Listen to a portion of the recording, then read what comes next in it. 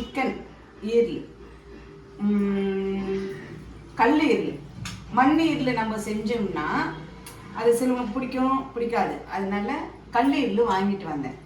நல்லா அது இப்படியெல்லாம் மேலே இருக்க அந்த கொழுப்பெல்லாம் அப்படி க்ளீன் பண்ணிட்டு சுத்தமாக க்ளீன் பண்ணிட்டு இது மாதிரி சின்ன சின்ன பீஸ் போட்டோம்னா சீக்கிரம் நம்மளுக்கு வேகத்துக்கு ஈஸியாக இருக்கும். இப்போது இதை நல்லா க்ளீன் பண்ணிவிட்டு கொஞ்சம் மஞ்சள் தூள் போட்டு கொஞ்சம் 2 கல் உப்பு போட்டு நல்லா 4 வாட்டி நம்ம கழுவணும்னா இந்த மாதிரி க்ளீனாக வரும். கட் பண்ணுறேன். ஸ்பூன் இந்த கரண்டியால் 2 ஸ்பூன் எண்ணெய் தான் விட்டேன். ரொம்ப ஆயில் வேண்டாம். ஏன்னா ஈரல் கொஞ்சம் கொழுப்பு சத்து ஜாஸ்தி, அதனால ரொம்ப ஆயில் வேண்டாம். 2 சீரகம் போட்டிருக்கேன். நல்லா பொன்மறிவா வந்த பிறகு கொஞ்சம் சிம்மிலே வச்சு செய்யுங்க. ஏன்னா ஈரல் வந்து வெடிக்கும். ஸ்டவ்வு சிம்மிலே வச்சு செய்யுங்க. இப்போது அது சீரகம் பொன்மறிவா வந்த பிறகு இதை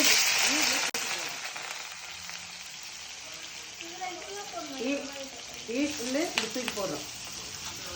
இல்லை தக்காளி வெங்காயம்லாம் போட்டோம்னா அது தொக்கு மாதிரி ஆகிடும். நம்ம வந்து வறுக்கிறோம், ஈரல் அப்படியே வறுக்கிறோம். இப்போது நல்லா பாருங்கள், கொஞ்சம் நல்லா இப்படி இப்படி எண்ணெயில் நல்லா வதக்கணும். நல்லா இப்படி தண்ணி விடுற வரைக்கும் கொஞ்சம் அந்த கவுச்சி ஸ்மெல் போகிற வரைக்கும் கொஞ்சம் எண்ணெயில் இப்படி வதக்கிட்டே இருந்தீங்கன்னா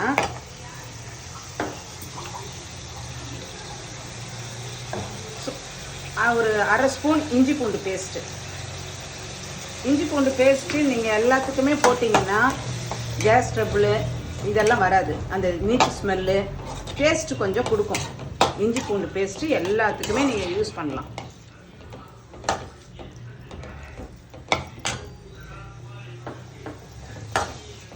அந்த இஞ்சி பூண்டு பேஸ்ட்டு அந்த ஈரலில் நல்லா ஒட்டணும். நல்லா ஒட்டுச்சுன்னா கொஞ்சம் அப்படியே நல்லாயிருக்கும் பார்க்கறதுக்கு. அந்த இஞ்சி பூண்டு ஸ்மெல்லு போயிடுச்சு. கொஞ்சம் மஞ்சாத்தூள் எதுக்கு நம்ம போடுறோம்னா அந்த ஸ்மெல் வராது. மஞ்சாத்தூள் கொஞ்சம் கரம் மசாலா போட்டுடணும். போட்டுட்டு 2 சிட்டிக்கு தான் நம்ம மிளகாத்தூள் போட போகிறோம். 2 சிட்டிக்கு மிளகாத்தூள் அப்படியே நல்லா பரட்டணும். ஃப்ரை நல்லா வதக்குனிங்கன்னா அந்த மசாலா ஸ்மெல்லும் நல்லா போகணும். ஈரலில் மசாலாவும் நல்லா ஒட்டணும். அப்போ தான் நம்ம சாப்பிடும்போது மசாலா தனியாக ஈரல் தனியாக டேஸ்ட்டு வராது. சாப்பிடும்போது மசாலாவோட ஈரல் ஒட்டிச்சுன்னா நமக்கு சாப்பிட்றதுக்கு டேஸ்ட் நல்லா கொடுக்கும்.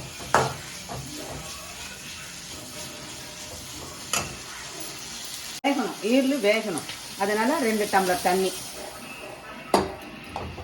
ஊற்றிட்டு கொஞ்சம் அப்படியே மூடி வைக்கலாம். இது செஞ்சு பாருங்கள், டேஸ்ட்டு நல்லாயிருக்கும். எங்கள் வீட்டில் பார்த்தீங்களா கருவேப்பிலை செடி எங்கள் வீட்லேயும் வளருது. நல்லா பெருசாக இருக்கும் செடி, ஃப்ரெஷ்ஷாக இருக்கும் கருவேப்பிலை. மசாலா கொஞ்சம் ஈரலோடு மிக்ஸ் ஆகும்போது நம்ம சால்ட்டு கொஞ்சம் அதில் போட்டுக்கிறோம். இப்போ சால்ட்டு போட்டோம்னா கொஞ்சம் சீக்கிரம் வேகும். ஃபஸ்ட்டே நம்ம சால்ட்டு போட்டால் ஈரல் சீக்கிரம் வேகாது.